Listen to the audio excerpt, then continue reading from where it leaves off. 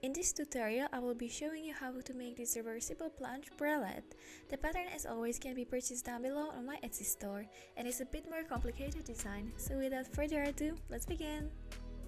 You're going to be needing a pattern, then swimwear elastic, measuring tape, scissors or rotary cutter, pins, thread cutter, and then swimwear lycra. Now you want to cut out your pattern pieces, and you're going to be left with 2 front pieces from inner and outer fabric, so 4 pieces in total. Then you're going to be also left with 4 back straps from inner and outer fabric, then only 2 back pieces and 2 underbust bands. On a pattern, you have signified where the notches should be, and this will help you when we're going to be sewing the front pieces into the underbust band.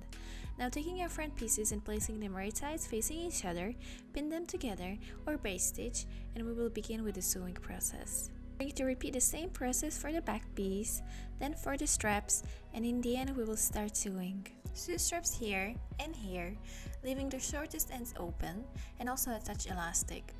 The same goes for the front pieces. Sew the shoulder seam and the front seam on the both pieces, and then also attach elastic where we just sew.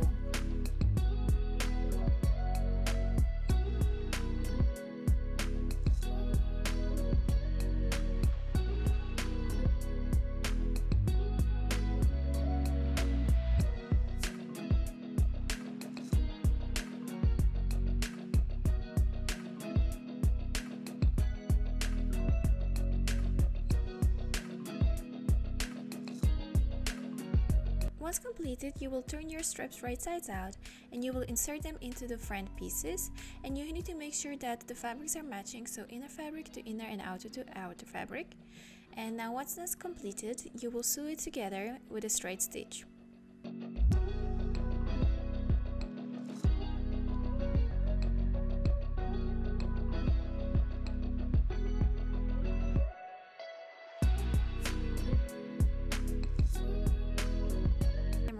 Out both pieces and admire your work, because the hardest part is just about to start. So now we're going to insert the front pieces into the underbust band, and this is the hardest part because we're going to be sewing negative curves in 4 layers together in one go. You could definitely try and do this in 2 steps, but I found out that it doesn't really give good results, and it's better to be a bit more tedious and take your time with this. So basically what you're going to do is you're going to take your front panels, and then you're going to take your underbust band and you're going to insert it just like I did, and you're going to pin everything together. Now this is where the notches will be very useful, so you will align them as you're going to sew or as you're going to pin. And once you're done with the pinning, you will check if everything is securely attached inside the pins, and once that is done, you will take your time and you will sew everything down with a zigzag stitch. Now really be careful guys here, this is a very hard step and it does take a lot of time to practice, so I advise you to try first to do this on a mock-up, and once you're more comfortable, use your best fabric. After you are done attaching front panels into the underbust band, you want to make sure that everything is sitting nicely as you want it to, because we will move to the finishing of the bottom seam. So you will take the front pieces or the front panels and roll them and flip over the underbust band onto the right side, pin. Now I will use a basting stitch just to check that everything is sitting nicely and that there are no weird twisting happening. Now that I am happy with how everything is looking, I will move forward with overlocking the bottom seam, and I will also attach swimwear elastic.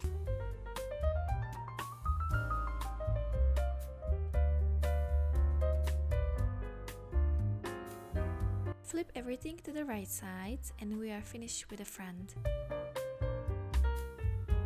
Now that front is finished, take your back pieces, which are facing right sides each other, and sew the top and the bottom seam and also attach elastic.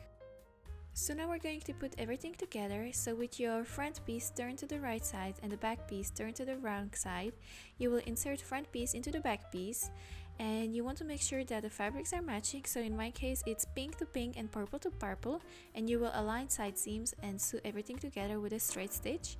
And I also want to mention that I sewed together, I overlocked the side seams of the front piece so that it's easier to handle, because now I'm sewing through 3 layers of fabric instead of 4 layers of fabric, and everything is caught into the seam as I wanted to.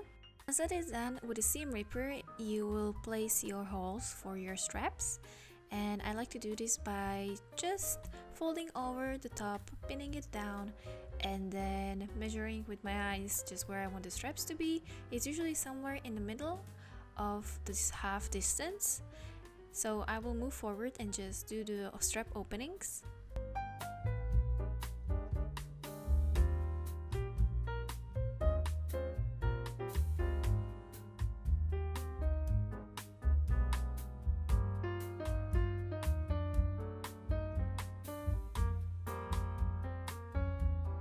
And then on the bottom left corner or right corner, whichever you prefer, you will make a final hole through which you will attach the straps. Then you're going to turn the whole piece right sides out, cross the straps and pin them down in place. Next, through the final hole, insert 2 fingers and find the strap through the other hole and pull it through and secure down in with pins in place.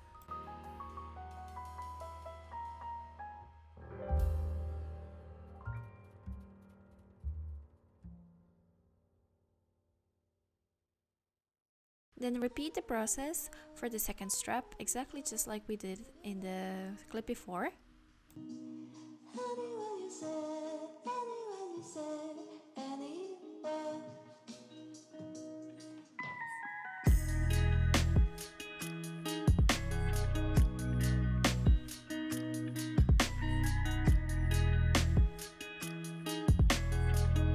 Now that straps are pinned, we will have to pull everything to the wrong side again. And this will be a bit difficult, so take your time. And once we have this, I will just realign my straps, make sure that I like the position where they are sitting right now. And then I will sew down everything with a straight stitch, and after that I will sew everything with an overlocker just to make sure that it's extra secure.